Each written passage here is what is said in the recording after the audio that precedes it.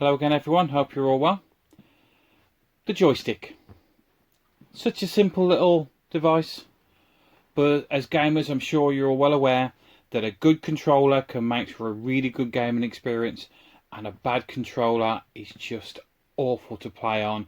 It will ruin your game and will make you want to throw it out of a window. So yeah, I'm going to talk today about a few pads and joysticks and things that I've got.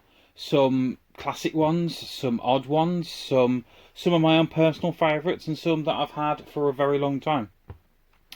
Start off with absolute classic, the Atari controller. 2600. All it is joystick, one button. That's all you needed. Personally, it's a good design, but I've always found these way too stiff to use. Personally, nowadays when I do gaming on the Atari, I'll stick in either a Sega pad or something like that, or my new go-to is this one. You can just focus in on there. It's the Coleco Gemini controller. I am going to do a video on this system at a later date, but this was Coleco's response to Atari. They basically made a clone system of Atari. There's a whole history behind that. But this one fits really nice in your hand, if you get the wire out of the way. And it's really nice to use. It's got a good grip around the sides, your trigger buttons here, and for an added bonus, you haven't got to switch out for the paddle controller because it's all there. It is such a nice design. Absolutely love this one. And next we have a bit of an odd one that I have. This one here needs some work, as you can see. This is for my BBC Micro, and it's self-centered. It's a nice control. Hold my hand, but this button, if you can see it there, is just awful to press. After 5 minutes, you end up with a dent in your thumb, and it's painful. But for the games on the BBC, and I think there's also a version of this on the Spectrum and the Dragon 32 and stuff like that. Yeah, you can see what they were going for. It's basic. It is what it is. People complain about this one, but I actually really quite like it. The Speed King. And yeah, I can see where people come in that it's a bit awkward to hold as fat. But for quick gaming sessions, it's got like micro switches there. It's got your buttons on the side. They did a few different ones of these. Some for, I think there's even one for the NES. It's got the two buttons, because you can still see on the side there with the sticker, it actually says A and B, yet there's only one button on this one. So yeah, speaking, it's okay. It's not for everyone. And they did, I think, do a left-handed one. Never personally seen that one myself. Going down to a bit of my personal history now. And when you have a controller and that's the only thing you have for it, you don't know any better. And for me, the CDI, this was my controller. And I really didn't know any better. I played the games with it perfectly fine. It looks like a bloody spoon. But yeah, it was fine for what I had. But then I discovered this pad for it. And that, with the Philips CDI, is an absolute game changer. With the platform games, everything like that. Granted, it doesn't improve a lot of the games. I have a soft spot for the CDI. The CDI it's a love-hate. There's some games I love, there's some games I hate, but I'll still know the ones I hate just for nostalgia reasons. So yeah, that's the CDI. Another one from my past. I love it for the nostalgia, but again, god-awful controller. And that's the GX4000, and also the CPC Plus range as well, to use this. It's styled like the NES controller, but everything is so stiff. The buttons and the D-pad are just so sharp. They cut your fingers to pieces when you play them. But I do like this one, even if it's not to use very often. Going down to some notorious ones now that I'm sure everyone knows.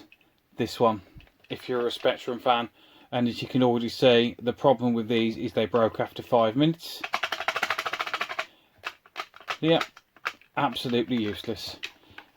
The button as well doesn't feel like you're pressing the button. You can see why they shipped it with the systems. Nobody would have bought it outright on their own otherwise. Now I've got a couple here. Well, I say a couple, it's actually one controller. And what a lot of people used to do in the past is custom pad controls and everything. And this came in a bundle. And as you can see, they're wired together. I have opened these up inside and everything is soldered to the main boards and everything else.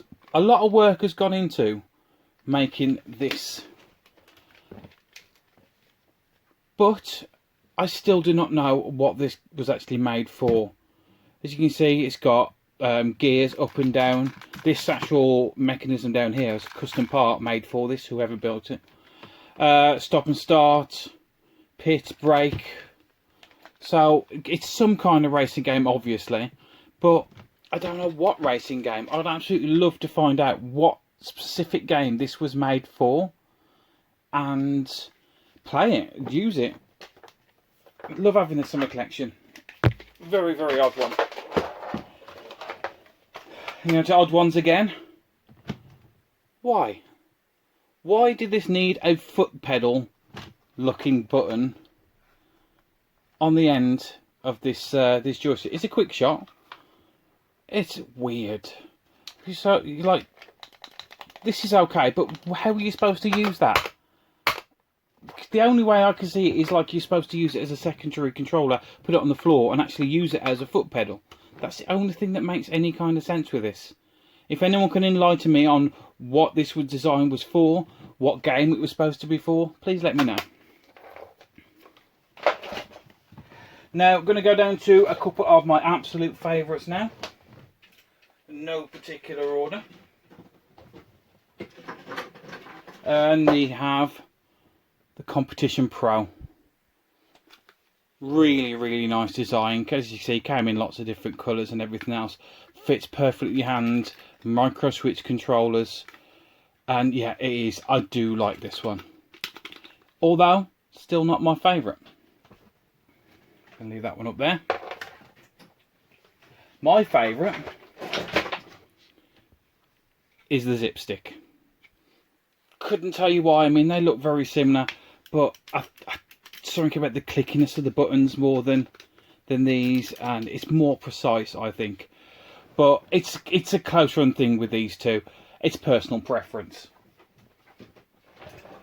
And this one, even though not micro switched, is a stunning joystick.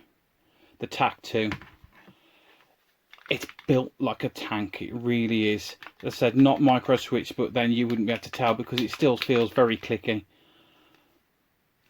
These three here are my personal favourites and go-tos. I also use this one quite a bit. Bit of a weird design. Really small pad. Really compact, but you can see the D-pad's at an angle. But when you're playing, it feels right. I use this quite a lot on the Amiga. Just a nice, comfortable to use pad. I think when I'm pressing up and jump as well, being at a slight angle instead of straight up helps. That's my thought on that anyway. And now we're going to get to my favourite pad of all time. You'll never, in my eyes, you'll never beat this. And I know a lot of people won't agree with me. It's the Gamecube. This actual Gamecube pad is my original pad that I bought with my system. It's all nice and shiny. This is my pad. Nobody gets to use this pad but me. I really do like it. Although probably I should really change that. It's showing its age, shall we say.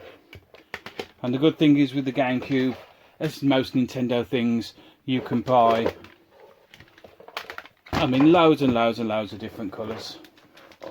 I've not got them all, but it's getting there. And even got Gamecube arcade sticks. I do like the Gamecube, not gonna lie. So yeah, that's just a few random joysticks that I've got. Just wanted to make a quick video, show you what I have. There's a lot more hidden away somewhere or around by my feet here, but I'm not going to dig them out now. So what's your favourite joystick? What do you prefer to use? What do you absolutely hate? Just comment below and let me know what you think and your thoughts. Again, thanks for watching.